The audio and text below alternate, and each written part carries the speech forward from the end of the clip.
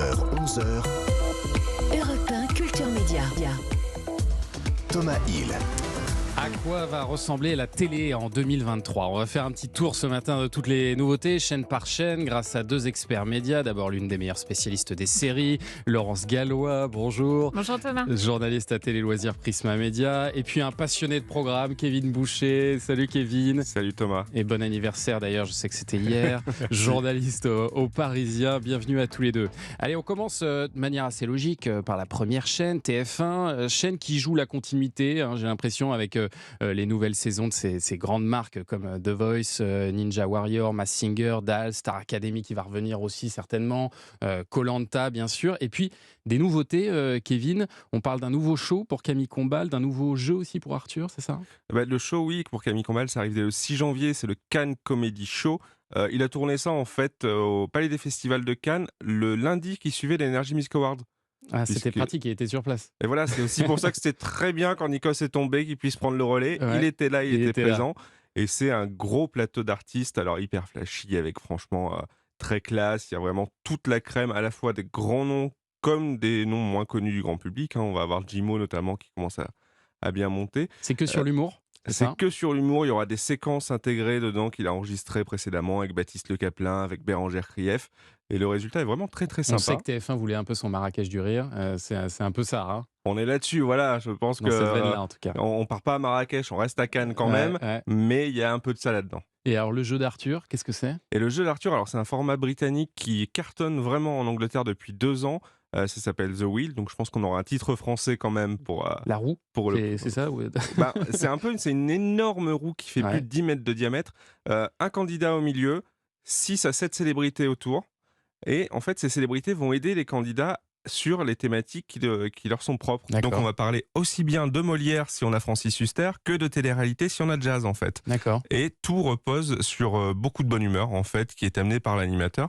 Et donc en effet, ça marche très fort en Angleterre, ça a un peu moins marché là cet hiver aux États-Unis. On sait où ce sera ou pas encore ? On connaît la case ?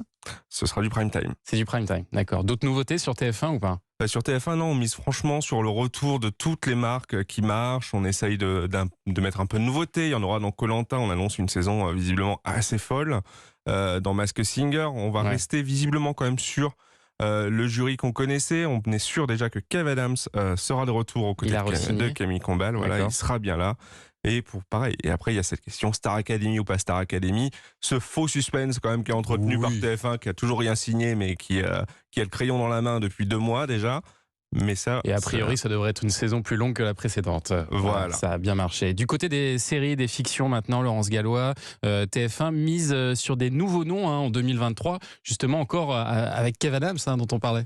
Oui, Kev Adams, alors des nouveaux noms, ou en tout cas des visages qu'on n'avait pas encore vus en fiction sur la chaîne jusqu'à présent, comme Kev Adams dans Avenir.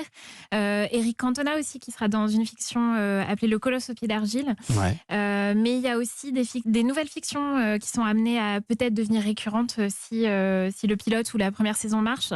Je pense notamment au lycée Toulouse-Lautrec qui commence début janvier, le 7, sur le handicap, avec Valérie Constanti, Stéphane de Groot.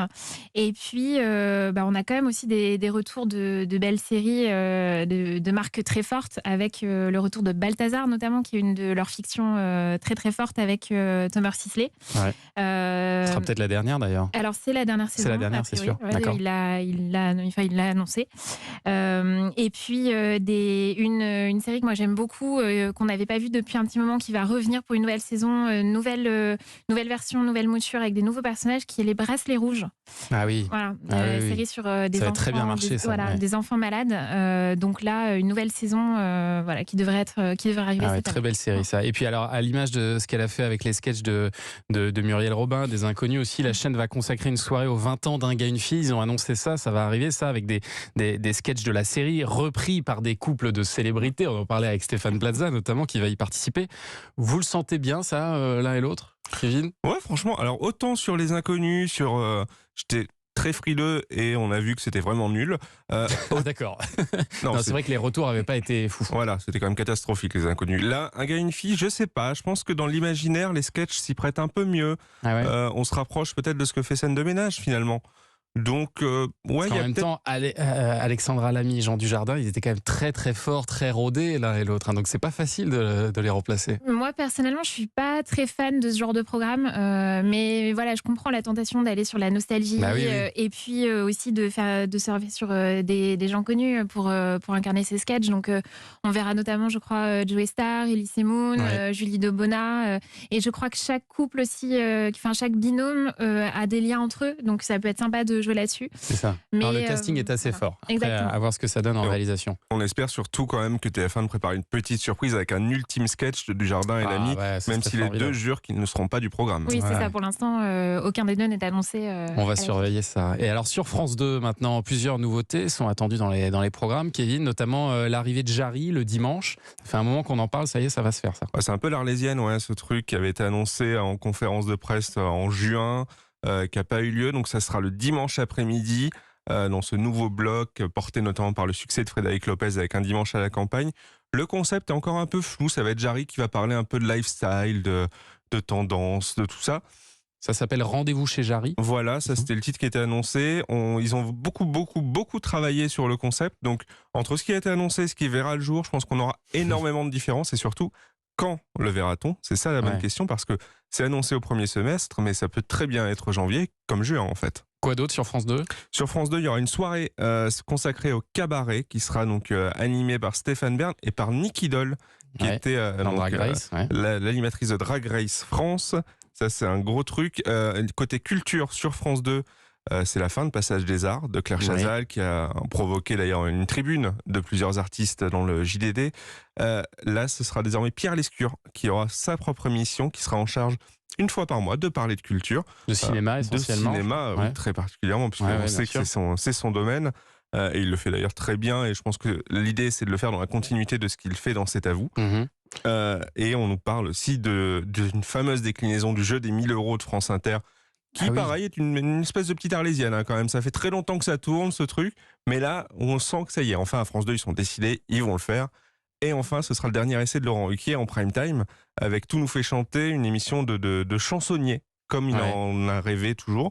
Ça devait voir le jour un peu plus tôt. Je pense que l'échec d'hier, aujourd'hui, demain a un peu changé les plans. Et puis l'un des événements de l'année, ce sera le retour d'Interville aussi, normalement, cet été, avec Bruno Guillon, Nagui aux commandes. Votre pronostic, ça va marcher ou pas, ça? Vous y croyez? Moi, je suis absolument pas objectif, puisque Interville, c'est l'émission de mon enfance. Ah, J'adorais la regarder. vous avez Alors, envie de le revoir. Et moi, j'ai envie de le revoir, mais attention, parce que on dit toujours que ce n'est toujours pas signé, qu'il y a Oui. encore beaucoup d'interrogations. Et il y a cette question, Vachette ou pas Vachette? Nagui dit qu'il n'y aura pas de Nagui Vachette a dit non. physique, Ouais. mais qu'est-ce que ça veut dire? Peut-être une vachette humaine, qui sait? Une vachette en 3D je- Oui, on ne sait pas, on va voir.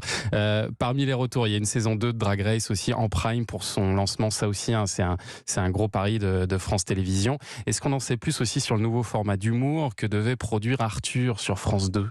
Bah, ils y travaillent toujours, ils veulent aussi... on sent qu'il y a une volonté, hein, de toute façon, sur toutes les chaînes, de mettre de l'humour cette année.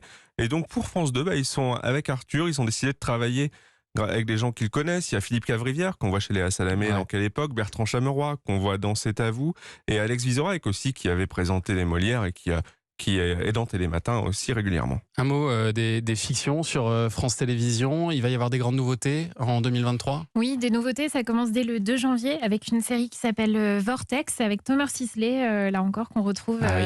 un polar d'anticipation qui donne très envie. Nouveauté toujours avec un biopic consacré à Brigitte Bardot, voilà, ils ont constitué un casting de gros noms autour d'une jeune inconnue qui va incarner Brigitte Bardot sur une période d'à peu près 10 ans. Nouveauté aussi, on va retrouver Audrey Fleurot sur France 2 dans une série policière qui s'appelle Infiltré avec Thierry Neuvik. France 2 va aussi aller du côté de la série historique avec Les Filles du Feu voilà, on est au XVIIe siècle, période de la chasse aux sorcières. Il y a beaucoup de projets annoncés.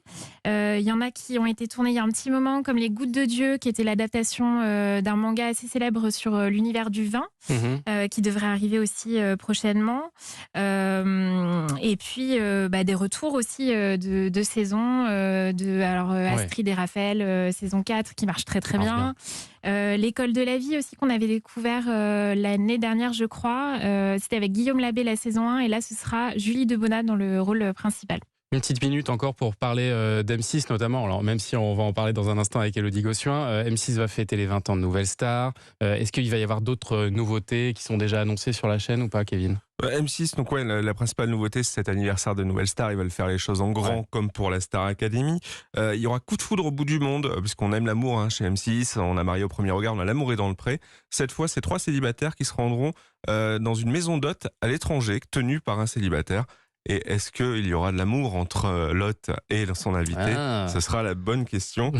Et on parle toujours d'un retour du Morning Night qui avait bien marché avec Michael Youn, mais C'est vrai, ça. là, ça coûte assez cher à mettre en place. Et on sait que chez M6, c'est un peu compliqué de mettre beaucoup d'argent dans les programmes parfois. En fiction, il y a un événement qui a été annoncé, c'est l'affaire Litvinenko sur M6. Ça arrive bientôt, ça. Tout à fait, c'est le 19 janvier, donc meurtre au polonium, donc qui revient sur cette histoire d'un ancien agent des services secrets russes empoisonné à Londres en 2006. C'est David Tennant, qui était qu'on connaît pour ses rôles notamment dans Doctor Who, Harry Potter, qui est saisissant parce que absolument méconnaissable dans ce rôle forcément.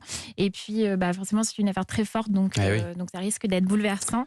Voilà quelques-unes des nouveautés qui vont arriver dans les mois à venir. Il y en a encore quelques autres, mais on sera amené évidemment à vous en reparler dans Culture Média. Merci Laurence Gallois, journaliste à Télé Loisirs, Kevin Boucher du Parisien. Je vous souhaite une très belle année 2023 à tous les deux.